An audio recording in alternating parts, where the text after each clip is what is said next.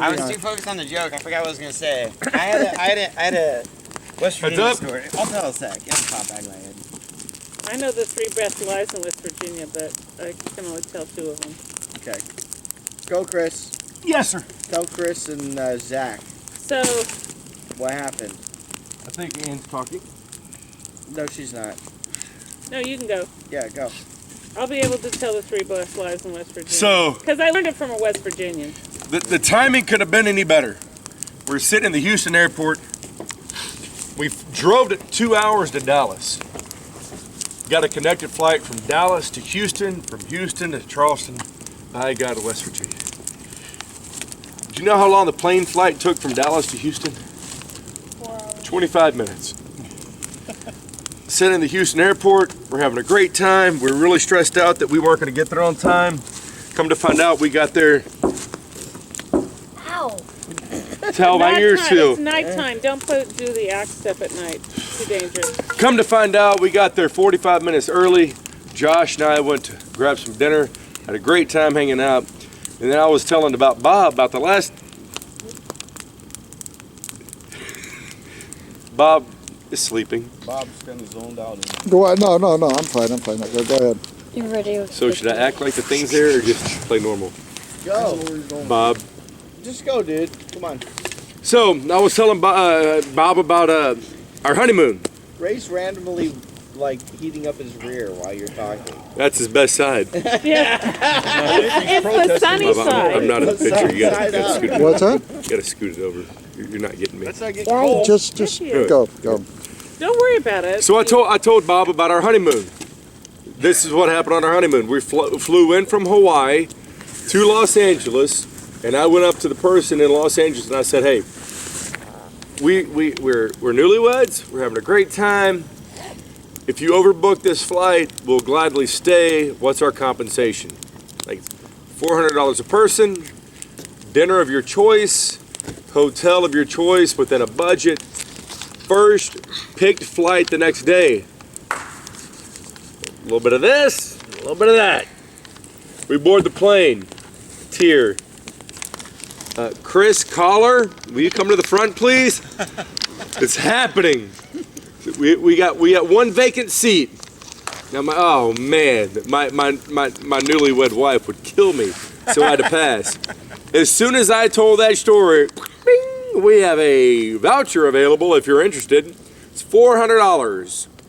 But instead of flying direct to Charleston, you'll fly to Chicago. Then after Chicago, you'll fly into Charleston. You'll land at 11:30 p.m. Me and Josh were like, hey, dude, I mean, it's got to be a sign, right?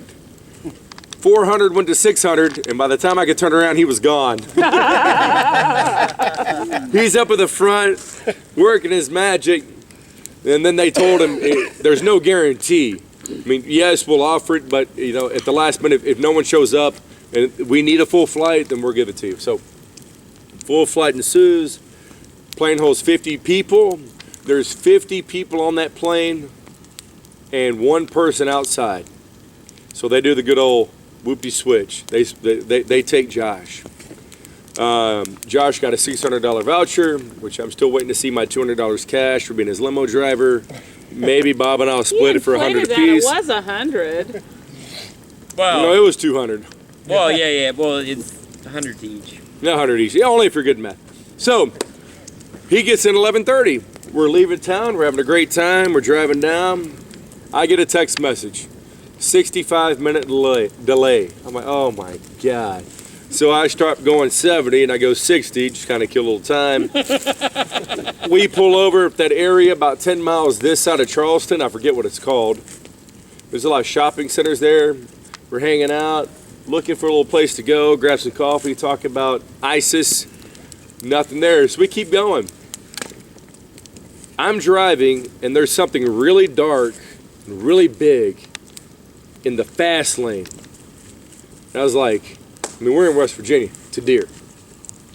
As soon as I realized it was a deer, I looked in the shoulder and there were 2 cars with flashers on.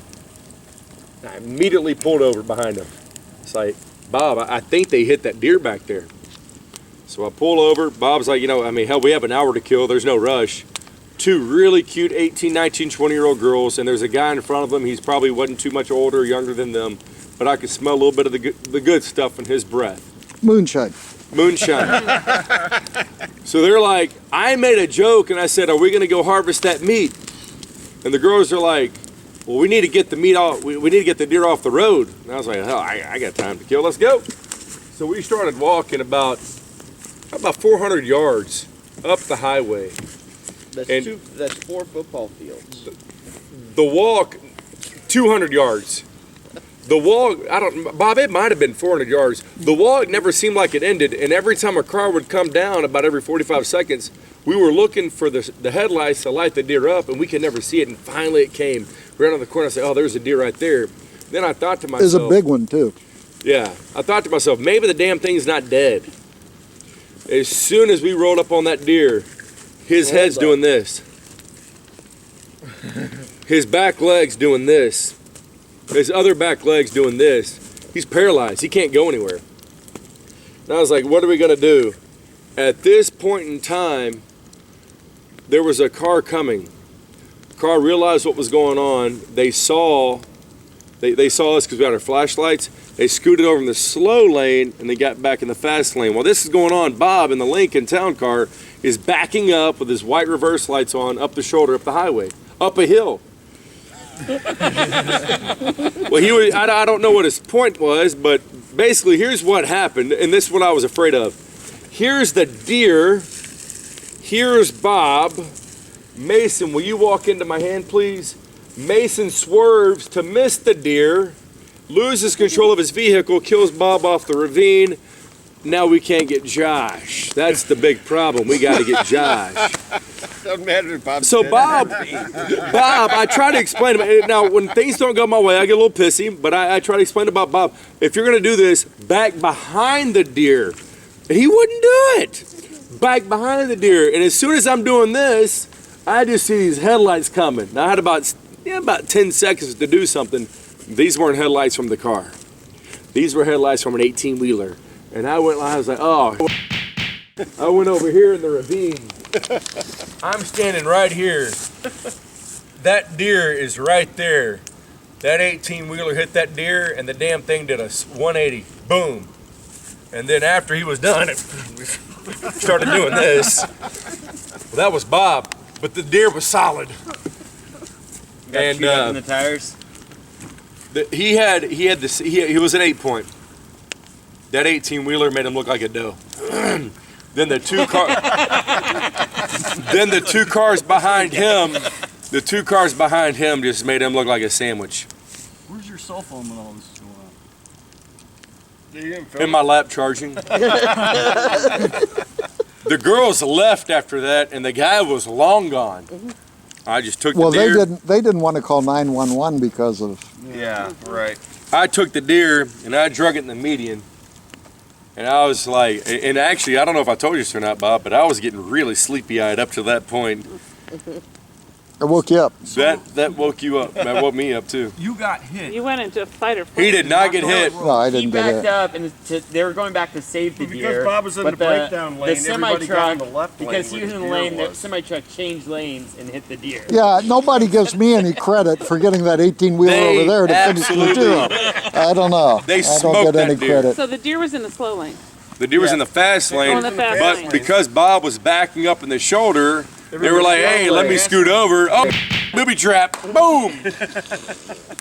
So the young people were indulging in not legal substances. I don't know about the girls. And the one guy was. The girls are from West Virginia. Their mom's from North Carolina, and apparently their mom said tonight, don't hit a deer.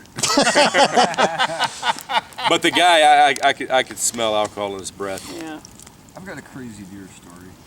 It's kind of hard. I usually have to draw. Get up, get up. I used to have to draw it on a map to make it make sense, but